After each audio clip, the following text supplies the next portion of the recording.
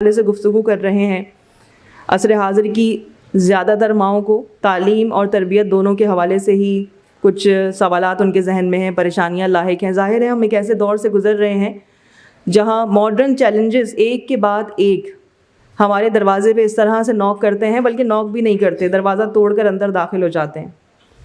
हमारे बच्चे हमारी गोदों में महफूज नहीं हैं, हम अपने घरों में महफूज नहीं हैं। इस तरह से फितने हमारे ऊपर बरस रहे हैं।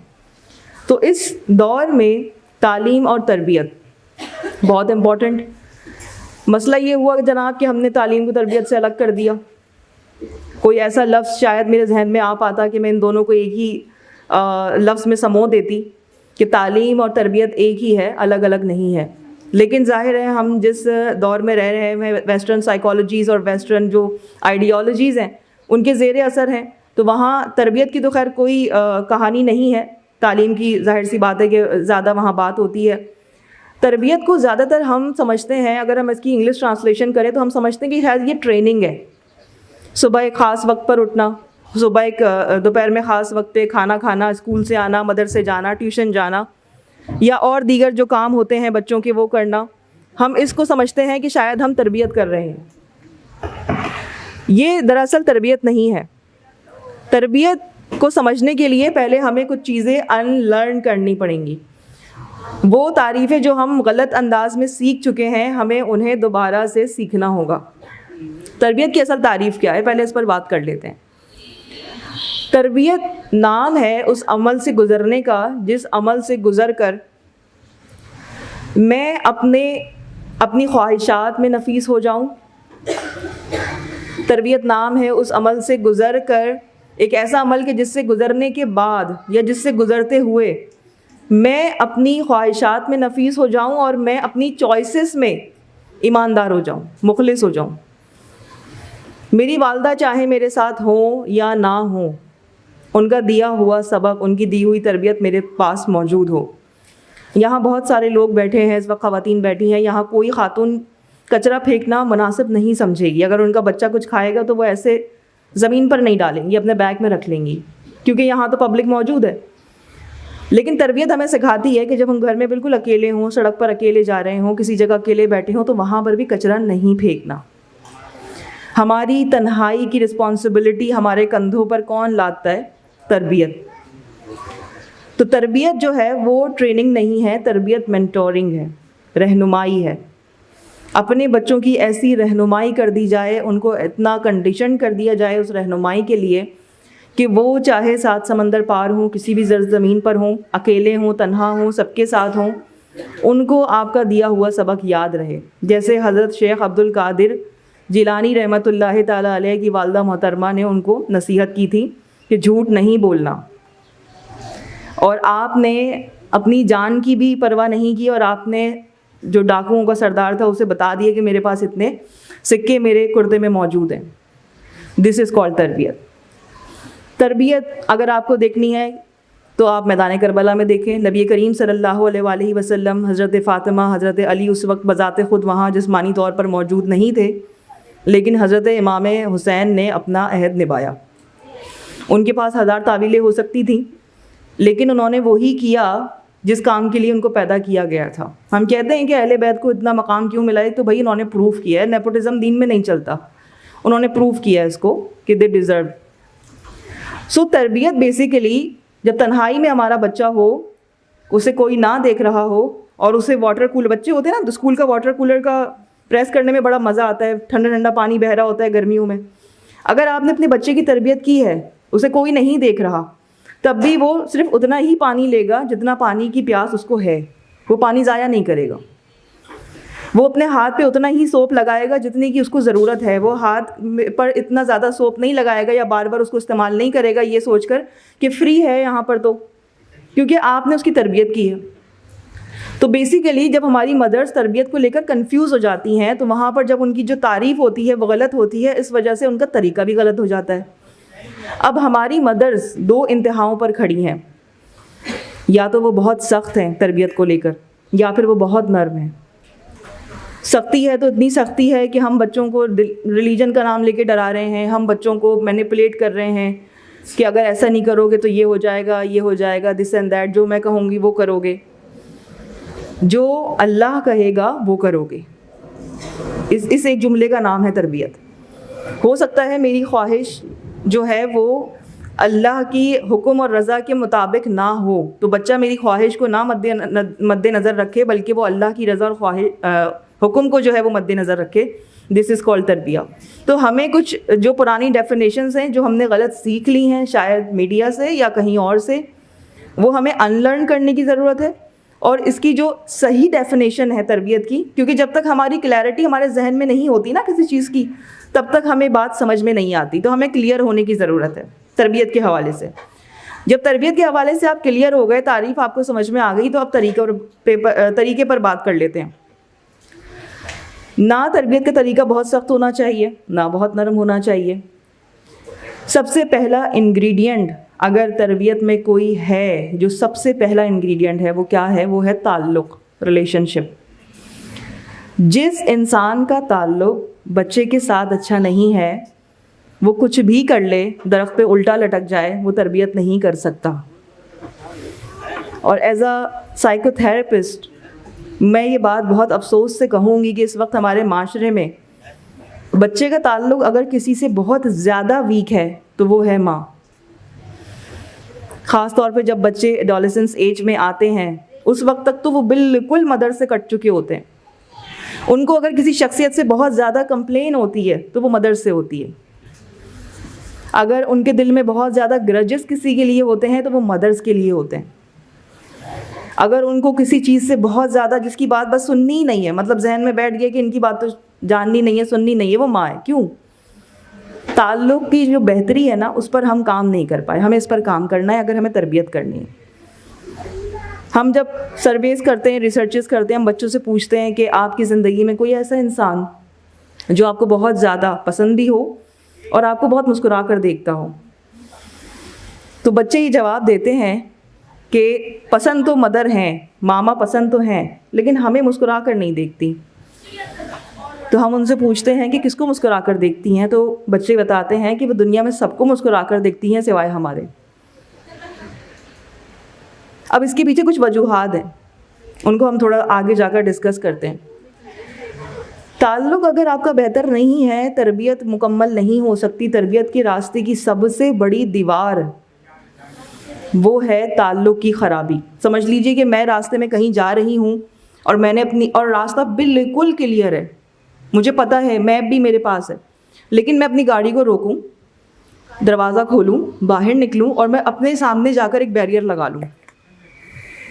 ये है ताल्लुक़ की ख़राबी, जो बैरियर मैं ख़ुद लगाती हूँ।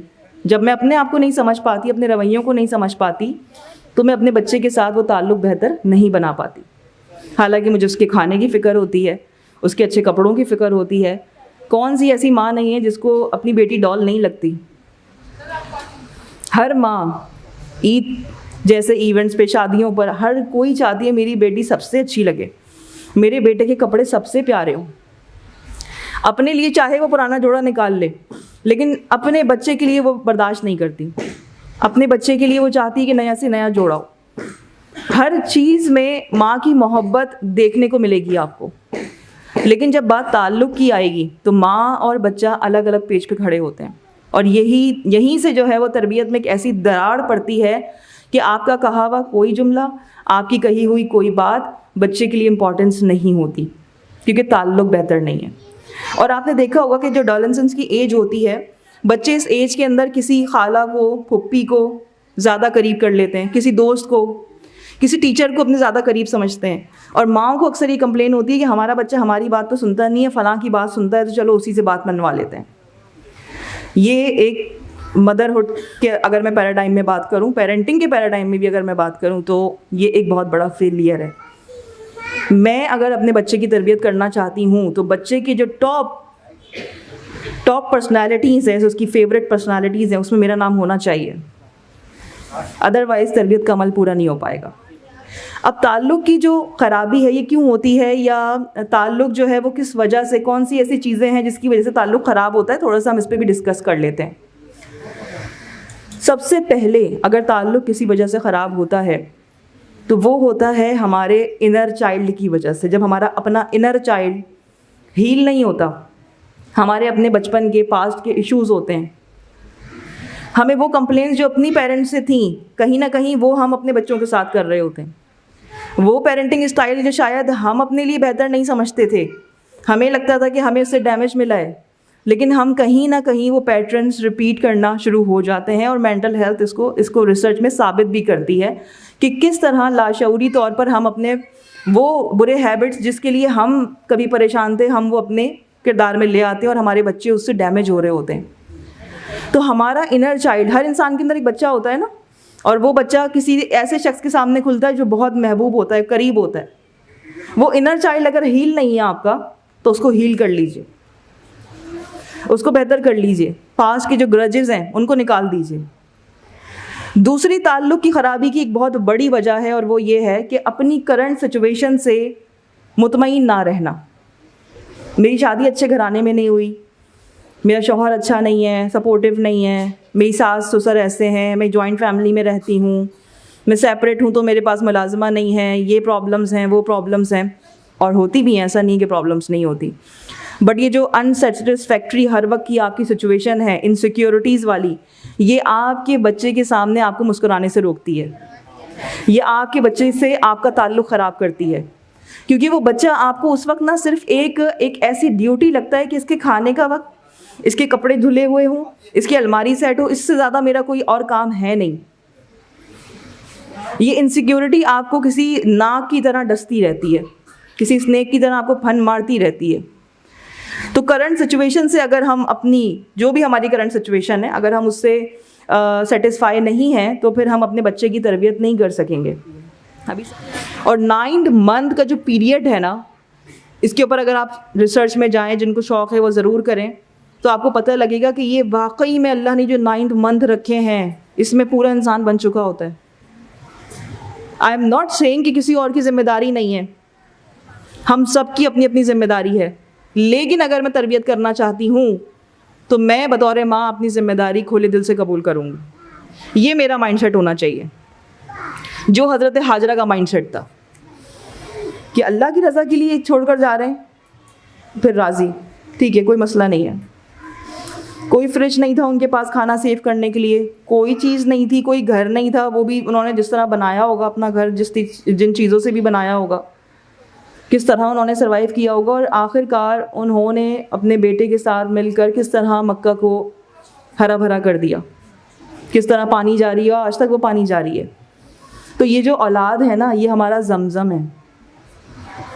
ये इनकी, अगर हम चाहते हैं ना कि हमारी लेगेसी जारी रहे, जमजम की तरह जारी हो जाए, तो हमें तरबियत पर तवज्जो देनी होगी, और तरबियत के लिए हमें औलाद के साथ ताल्लुक़ बेहतर करना होगा।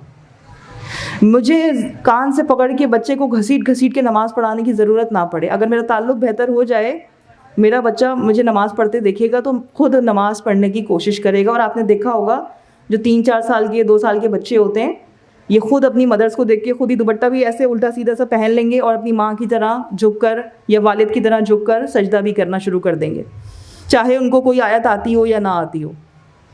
हमारी तरह देखकर वो बिल्कुल कॉपी कैट्स बन जाते हैं, हमें कॉपी कर रहे होते हैं। जो चीज़ें हमारे ताल्लुक़ को बेहतर कर सकती हैं, हमें उसकी तरफ तवज्जो देनी है। तो अपने ताल्लुकात को देखिए, अकाउंटेबिलिटी करिए, खुद एहतसाबी करिए।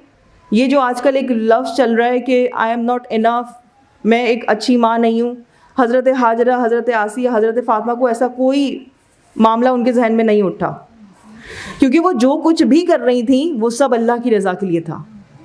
हम जो कुछ भी करते हैं, हम चाहते हैं कि हमारा बच्चा हमारे तर्ज़ में ढल जाए। मुझे अपने बच्चे को अपने तर्ज़ में ढालने की कोई ज़रूरत नहीं है। क्या है मेरा तर्ज़? मैं चली जाऊँगी, मेरा तर्ज़ भी ख़त्म हो जाएगा। मुझे अपने बच्चे को रब के तर्ज़ में डालना है, मुझे अपने बच्चे को रब के बनाए हुए साँचे में ढालना है। एक ऐसा इंसान मुझे बनाना है जो मेरा रब देखना चाहता है। अगर तो मेरा ये माइंडसेट है तो इंशाअल्लाह मेरे जहन में ये सवालात नहीं उठेंगे कि I am not doing enough, मैं कुछ नहीं कर पा रही, मैं मॉम गिल्ट का शिकार नहीं होंगी, मैं अपने आप को ऐसी कहानियाँ नहीं सुनाऊंगी। तो जनाब, आज की मेरी जो गुफ्तगू है, अगर मैं इसको समराइज़ करूँ तो मैं ये कहना चाहूँगी आप सब से कि अपने बच्चों की तरबियत के लिए उनसे ताल्लुकात को बेहतर कीजिए। और उनसे ताल्लुक़ को बेहतर करने के लिए सबसे इम्पॉर्टेंट है कि आपका ताल्लुक़ अपने आप से और अपने रब से बहुत बेहतर हो जाए। अगर आपका ताल्लुक़ अपने आप से और अपने रब से बेहतर नहीं है तो फिर आप बच्चे से ताल्लुक़ बेहतर नहीं कर सकते। ताल्लुक़ बेहतर करने के लिए रेडिकल फॉरगिवनेस, खुले दिल से, अगर मगर के बगैर। हो सकता है बहुत से सवाल आएंगे, फ़लाने ने तो ऐसा किया था मेरे साथ, उसने तो ऐसा किया था, आपके पास शायद उसका जवाब भी ना हो। वहाँ पर सिर्फ एक फार्मूला काम करता है और वो होता है फॉरगिवनेस का फार्मूला। और ताल्लुक़ को बेहतर करने के लिए बच्चे को देखकर बार बार अल्लाह का शुक्र अदा करना कि अल्लाह ताला ने मुझे ये नेमत दी। ये बहुत बड़ी नेमत है, बहुत बड़ी नेमत है अगर इसे देखा जाए तो इसे किसी दुनियावी ड्यूटी के तौर पर, ट्रेनिंग के तौर पर, बोझ के तौर पर नहीं देखना।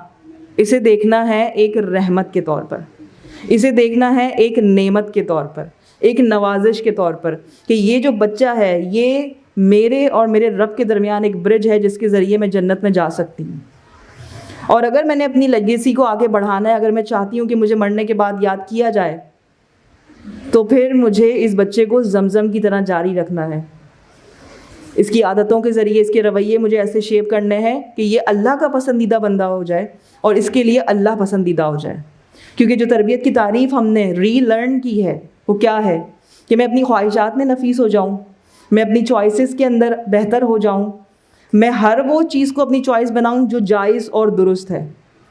और अगर मैं किसी चीज़ की ख्वाहिश भी करूँ तो उस चीज़ का सही जवाज़ मेरे पास मौजूद हो। इसलिए नहीं कि ट्रेंड है, फ़लाना कर रहा है, वो कर रहा है, टीवी पर देख लिया, सोशल मीडिया पर देख लिया तो इसलिए मेरी ख्वाहिश है। नहीं, उस ख्वाहिश की सही वजह मेरे पास, दुरुस्त वजह मेरे पास हो और वो हकीकतन 100% एक्यूरेट वजह हो, मेरे नफ्स की बनाई गई वजह ना हो।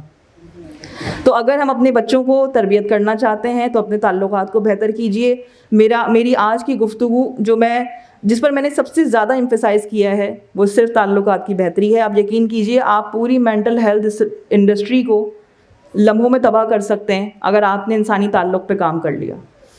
मेंटल हेल्थ इश्यूज़, चाहे वो स्किज़ोफ्रेनिया हो, चाहे वो बड़े से बड़े डिसऑर्डर्स जिसमें बाइपोलर आ जाते हैं जो आज हमारे माशरे में बढ़ते जा रहे हैं, पर्सनालिटी डिसऑर्डर्स हैं, एंजाइटी, डिप्रेशन है, ताल्लुकात, हमारे जो इंसानी ताल्लुकात हैं इनकी ख़राबी हो गई है। और जब इंसान से हमारा ताल्लुक़ ख़राब होता है तो उसकी वजह ये होती है कि हमारा रब से हमारा ताल्लुक़ ख़राब है। इंसान से ताल्लुक़ सही करना है, रब से ताल्लुक़ सही कर लीजिए। रब से ताल्लुक़ सही करना है, इंसान से ताल्लुक़ कर लीजिए। ये दोनों एक ही सिक्के के दो रुख हैं। तो जनाब, मैं यहाँ अपनी बात का इख्तिताम करना चाहूँगी। माशाल्लाह हमारी तीसरी स्पीकर भी आ चुकी हैं। बहुत बहुत शुक्रिया, आप सब ने बहुत सब्र के साथ मेरी तमाम बातों को सुना और मुझे उम्मीद है कि इंशाअल्लाह ताला इन बातों में से जो भी करक्स मैं आपको दे सकी मैंने दिया। वमा अलैना इल्लल बलाग।